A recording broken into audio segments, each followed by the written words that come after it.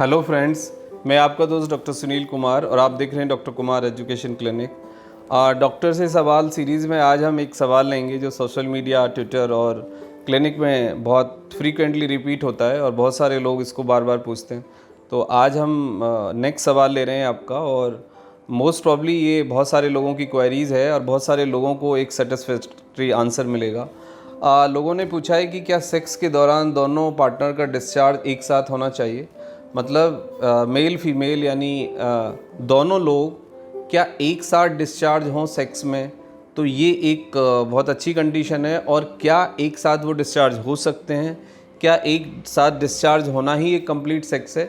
तो इस तरह के डाउट्स और इस तरह की क्वेरीज़ हैं, तो आज हम इसका आंसर देंगे। सबसे पहले आपको ये समझना होगा कि दो लोगों की बॉडी बिल्कुल अलग अलग है। मेल फीमेल का जो शरीर है वो बिल्कुल अलग है और बिल्कुल वो अलग तरीके से रिएक्ट करता है और वो बिल्कुल अलग तरीके से फील भी करता है। इसका बेसिक कारण है दोनों शरीर की बनावट और दोनों शरीर के लेवल पे इमोशनल कनेक्टिविटी का अंतर, प्लस दोनों शरीर के अंदर हार्मोन्स का अलग अलग सिक्रीशन। मेल का बॉडी इसलिए है, यानी एक आदमी की संरचना जो आप देखते हैं वो आदमी की संरचना इसलिए बनी कि एक बॉडी के अंदर मेल हार्मोन सिक्रीट हुए, टेस्टोस्टेरोन और एंड्रोजन। ये दो मेल हार्मोन्स हैं जो एक शरीर को मेल बॉडी में कन्वर्ट करते हैं।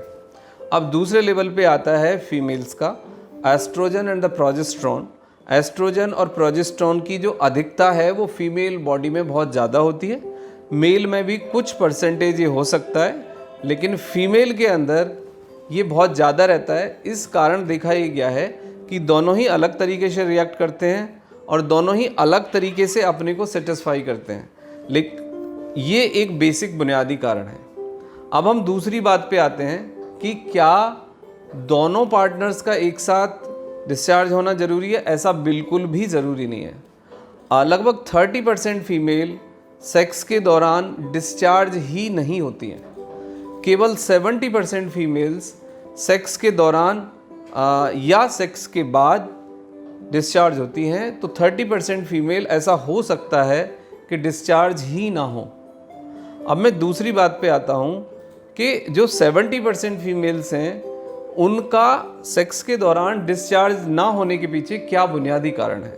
बहुत सारे मेल हमसे ये बात करते हैं आके कि सर मैं तो डिस्चार्ज हो जाता हूँ लेकिन मेरी वाइफ डिस्चार्ज नहीं होती, वो सेटिस्फाई नहीं होती, उसे अच्छा नहीं लगता, शायद मेरे में कुछ खराबी है, मेरे में कोई कमी है, मैं कैपेबल नहीं हूँ, बहुत सारी बातें होती हैं। तो उसके पीछे भी कुछ बुनियादी कारण हो सकते हैं। यदि आप बहुत जल्दबाजी में सेक्स को आप अटेन कर रहे हैं, एक पार्टनर का मन है एक का मन नहीं है, तो भी फिर इसमें आप हो सकता है कि उस कारण डिस्चार्ज ना हो।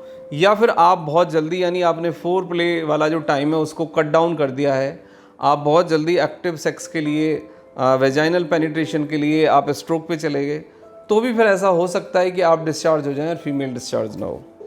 मेल और फीमेल का डिस्चार्ज होने का और सिक्रीशन का जहाँ तक सवाल है, ये बहुत ही कहते हैं कि कॉम्प्लिकेटेड भी है और बहुत ही ट्रिकी भी है और बड़ा अलग अलग भी होता है। एक आदमी मात्र सोचने से डिस्चार्ज हो सकता है, एक फीमेल मात्र सोचने से डिस्चार्ज हो सकती है, एक फीमेल ड्रीम में डिस्चार्ज हो सकती है, एक मेल ड्रीम में डिस्चार्ज हो सकता है, खाली टचिंग से दोनों ही लोग मैस्टरबेट करके डिस्चार्ज हो सकते हैं। और दोनों ही लोगों में ऐसा होता है कि 1 मिनट में भी वो डिस्चार्ज हो सकते हैं, और हो सकता है कभी कभार वो 10 मिनट भी उनको लग जाएं वो डिस्चार्ज ना हो। और कभी कभार ऐसा भी हो सकता है कि डिस्चार्ज वो 10 मिनट हो जाएं तो भी ना हो, क्योंकि हमारा शरीर और हमारा दिमाग और हमारे हार्मोन्स तीनों का जब एक कनेक्शन होगा और तीनों एक लेवल पे आएंगे तो फिर डिस्चार्ज होना संभव है। कई बार हम देखते हैं कि इमोशनली इंसान का मूड नहीं है, फिज़िकली वो शायद तैयार है, मेंटली तैयार नहीं है, हार्मोनली तैयार नहीं है। There are an number of the conditions जो मेल के साथ भी होती हैं और फीमेल के साथ भी होती हैं।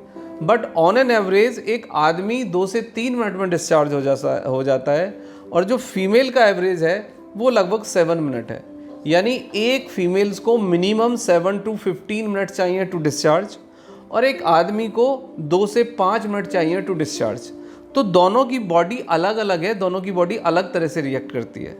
इसको कंपनसेट करने के लिए, इसको डील करने के लिए, इस प्रॉब्लम को सॉल्व करने के लिए एक सिंपल मैकेनिज्म है कि थोड़ा सा टाइम गुजारें, थोड़ा सा बात करें, दिमाग को, शरीर को, हार्मोन्स को थोड़ा सा समय दें, प्रिपेयर होने दें, कनेक्ट होने दें, फोर प्ले को थोड़ा सा लंबा करें, उसके बाद आप सेक्सुअल पेनिट्रेशन के लिए जाएं और आउट प्ले को भी थोड़ा सा सस्टेन करें।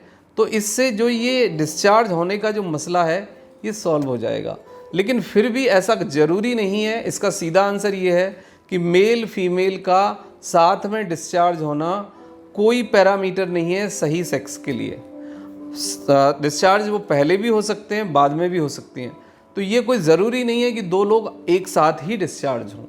बट यस, ये बात बिल्कुल ठीक है कि मेल फीमेल यदि दोनों सिक्रीट करें, दोनों डिस्चार्ज हों और दोनों ऑर्गाज्म को अचीव करें, तो ये सेक्स एक कंप्लीट सेटिस्फैक्ट्री सेक्स माना जाता है, प्रोडक्शन के पॉइंट ऑफ व्यू से भी और दो पार्टनर के सेटिस्फिकेशन के पॉइंट ऑफ व्यू से भी और दो पार्टनर के हेल्थ के पॉइंट ऑफ व्यू से भी। इस सेक्स को हम एक कंप्लीट सेटिस्फैक्ट्री सेक्स कह सकते हैं, जिससे शारीरिक, मानसिक, भावनात्मक फ़ायदे भी होते हैं और प्रोडक्शन की जो चांसेस हैं, यानी चाइल्ड को जनरेट करने का जो चांस है, वो भी काफ़ी हद तक बढ़ जाता है। तो that is a ideal way. But 30% females में डिस्चार्ज ही नहीं होता और सेक्स के दौरान 50% फीमेल या तो शुरू में डिस्चार्ज हो जाती हैं या बाद में डिस्चार्ज होती हैं। ऐसे ही मेल के साथ होता है।